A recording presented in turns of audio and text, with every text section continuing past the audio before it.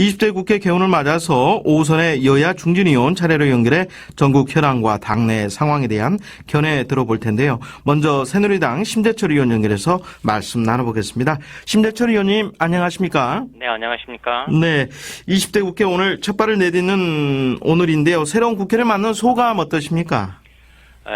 요즘 나라 상황이 썩 그리 좋지는 않습니다. 예. 힘들고 또 쌓이는 국정 현안들이 가득한데요. 여야간 대립만 할 게 아니라 이번 20대 국회는 진정한 협치를 통해서 좀 생산적인 국회로 건넜으면 하는 바람입니다. 네. 제 개인적으로는 기회가 된다면 이번에 이 국회 부의장을 맡아서 네. 국민이 원하는 국회를 만들기 위해 봉사하고 싶습니다. 예. 국가와 국민들의 삶에 좀 더 보탬이 될 수 있도록 치열하게 고민하면서 20대 국회를 해나가고자 생각하고 있습니다. 예.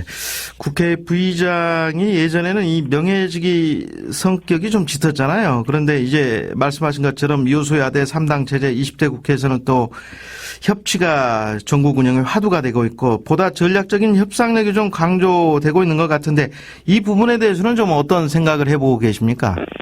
네, 말씀하신 대로 새누리당이 원내 제2당이 됨에 따라서 국회의장단 간의 3당 협상이 국회 운영에 다소 영향을 좀 미칠 것 같습니다. 네. 예를 들면은 직권상정을 할 때도 예전과는 달리 이 국회의장과 다른 두 사람의 국회 부의장 간의 의장단 협의를 통해서 통해 이루어질 가능성도 상당히 많아졌고요. 예. 그렇기 때문에 이 원내대표 간 협상에서 1차적으로 결정이 되지만은 최종적으로는 다시 한번 또 국회의장단에서 다시 한번 검토가 됨에 따라서 어떻게 보면 좀 더 효율적인 협상의 계기가 마련됐다라고도 긍정적으로 얘기할 수 있는 부분도 있다고 생각합니다. 네. 지금 당내에서 사선 또 이군현 김정은 의원도 뭐 국회 부의장에 출마할 가능성이 높다 이런 얘기들 나오던데 어떻게 3파전의 경선으로 갈 것 같아요? 아니면 합의 추대로 가느냐 이 부분도 좀 관심 있는 것 같습니다만. 어떻게 될지는 저는 잘 모르겠습니다. 그러나 예. 아무래도 원내 국회의장이나 부의장이나 이 부분은 국회의장단은 국회 선수를 좀 더 중요시하는 역대적인 쭉 이런 관리들이 있어왔기 때문에 네. 선수를 중심으로 하는 그런 영향이 좀 있지 않을까 생각합니다. 예. 그리고 다만 지금 개원하자마자 국회법 개정안에 대한 박근혜 대통령의 거부권 행사 여파 등으로 지금 여야 관계가 얼어붙어 있어서요. 이 국회법 개정안 또 박 대통령의 거부권 행사 좀 어떻게 지켜보셨습니까? 어떻게 평가하세요? 상시청문회를 도입한 그 취지 자체는 공감이 됩니다만 네. 문제는 이게 악용될 수가 있다는 이런 점입니다. 어떤 제도든지 뜻은 좋지만은 그것이 법제화될 때는 이게 악용될 수 있는 가능성은 없겠는가를 꼭 생각하는 것이 저는 바른 모습이라고 생각합니다.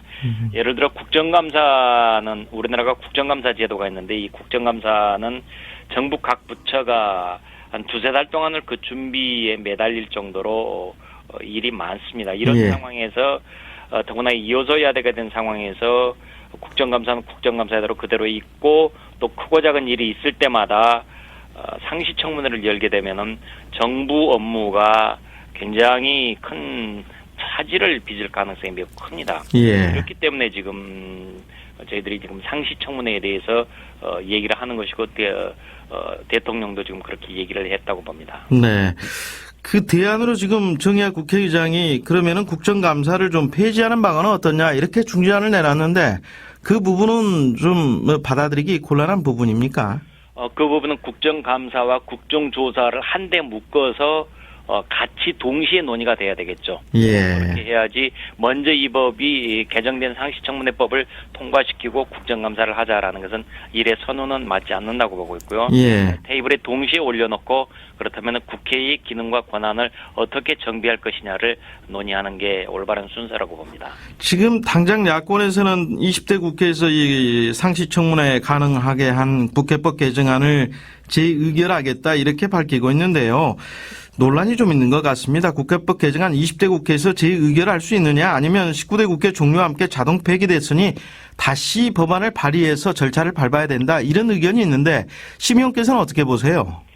제가 뭐 법 전문가는 아니지만 이것은 합리적인 상식적인 선에서 판단을 했을 때 19대 국회의 안건은 19대에서 마무리된 거다. 네. 저는 자동으로 임기가 끝났으니까 자동으로 폐기가 된 거고, 새로 하고 싶으면 20대 국회에서 법안을 발의하는 데서부터 처음부터 다시 절차를 밟으면 된다라고 생각하고 있습니다. 예.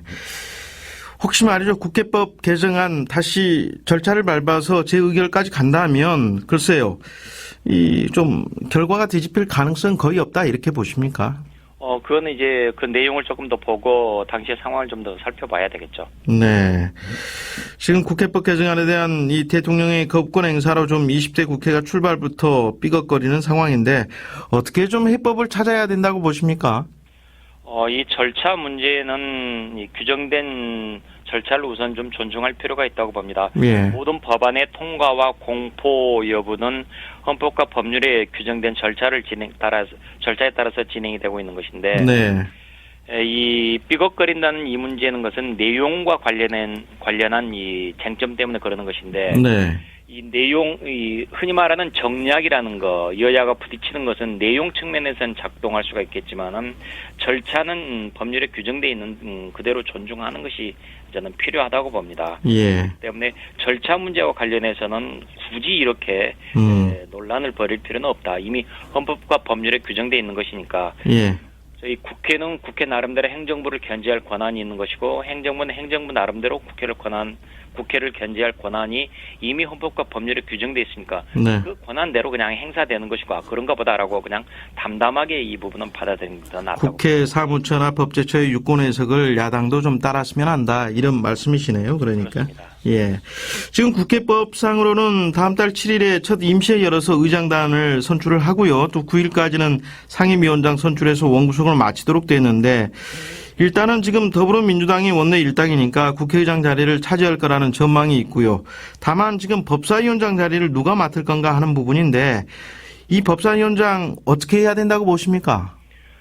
그동안에는 여당이 국회의장을 맡으면은 여당이 아무리 숫자가 많다고 하더라도 야당한테 법사위원장을 양보를 했습니다. 예. 그래서 이제 상호 국회의장과 법사위원장이 상호 견제를 하도록 그렇게 만들었었는데, 이번에 이제 원내 제1당이 야당이 원내 제1당이 됐는데, 이런 상황에서는 예전에 해왔던 대로 국회의장을 원내 1당이 가져가면은 법사위원장은 당연히 그 다음인 원내 제2당인 2당이 가져가야 그게 합리적이라고 조금 보고 있습니다. 예.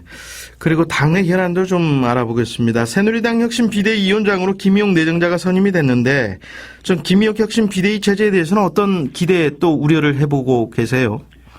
아직 김 내정자께서 본격적인 활동을 시작하지 않았기 때문에 네. 특별히 평가하기는 아직은 이릅니다. 네. 그런데 이 비대위 활동 기간이 2개월 남짓 될 것이고, 네. 또 국민의 눈높이에 맞게 새누리당을 변모시켜라라는 그런 여론이 압도적이기 때문에 저는 새로운 이 김희욱 비대위원장이 혁신 비대위를 아마 잘 가동을 해낼 거라고 저는 보고 있습니다. 국민적인 기대가 큰 만큼 좌고우면하지 않고 소신껏 당을 변모시켜주기를 바라고 있습니다. 지금 그런데 김희옥 혁신 비대위원장이 당내 친박계의 추천으로 선임되다 보니까 결국 친박계가 원하는 혁신안 또 쇄신안을 내놓는, 글쎄요, 이런 말씀이 좀 신뢰가 되는 말씀인지 모르겠는데 허수아비로 전락할 수밖에 없는 거 아니냐, 또 이런 우려 섞인 전망도 있는 것 같아요. 예, 그런 예측도 일부 있기는 하겠습니다만, 그러나 어쨌든 저희들이 친박 쪽과 그다음에 비박 쪽에서 합의해서 모신 분이기 때문에 예. 저는 그분이 저희 당의 기대 그리고 국민들의 우려를 충분히 잘 알고 있기 때문에 그렇게 일방적으로 어느 한쪽에 치우친 그런 행동을 하지는 않으실 거라고 일단 기대를 하고 있습니다. 네. 이 정의화 국회의장이 여야 중도 세력 아우르는 중도 빅텐트론을 내놨는데요. 내년 대선 전에 비박계와 중도 세력이 함께하는 신당 창당, 정계 개편 가능성도 대두가 되는데, 장기적인 시각에서 좀 어떻게 내다보고 계십니까? 글쎄요, 이런 부분들이 이런저런 예상은 해볼 수가 있겠지만은 그 예상이 과연 그 예상대로 실현이 될 것이냐는 아무도 지금 장담을 할 수 없지 않습니까? 네. 상당한 시간이 남아 있기 때문에 과연 현실 정치에서 과연 그것이 어떤 모습으로 전개해 나갈 것인지 아직도 예단은 좀 섣부르다고 봅니다. 예. 그리고 대권 출마 의사를 강하게 내비춘 반기문 유엔 사무총장이 엿새간의 일정 마무리하고 오늘 출국하게 되는데요. 방 총장의 그간의 이 엿새간의 행보 어떻게 좀 보셨습니까?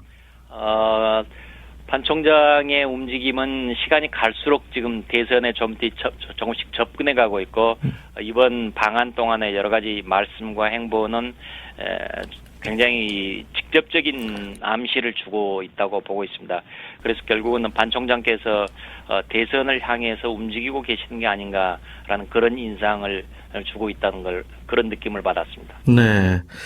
그런데 말이죠. 이 집권여당이 반기문 대망론, 춘총 대망론에 대해서 환영하는 입장을 보이다 보니까 집권여당이 너무 반기문 대망론에만 너무 매달려 있는 모습을 보인 거 아닌가. 여당의 존재감 자체가 사실 희석화되고 있는 거 아닌가. 이런 지적 우려도 나오던데요. 심의원께서는 어떻게 생각하세요?